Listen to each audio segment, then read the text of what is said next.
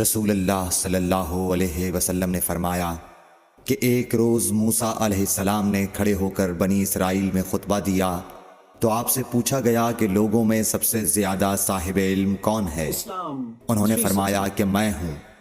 اس وجہ سے اللہ کا غصہ ان پر ہوا کہ انہوں نے علم کو خدا کے حوالے کیوں نہ کر دیا۔ تب اللہ نے ان کی طرف وحی بھیجی کہ میرے بندوں میں سے ایک بندہ دریاؤں کے سنگم پر ہے جہاں فارس اور روم کے سمندر ملتے ہیں، وہ تجھ سے زیادہ عالم ہے۔ موسیٰ علیہ السلام نے کہا کہ اے پروردگار، میری ان سے ملاقات کیسے ہو؟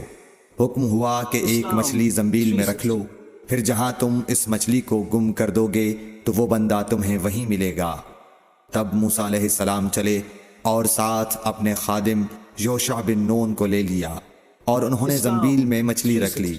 جب ایک پتھر کے پاس پہنچے، دونوں اپنے سر اس پر رکھ کر سو گئے۔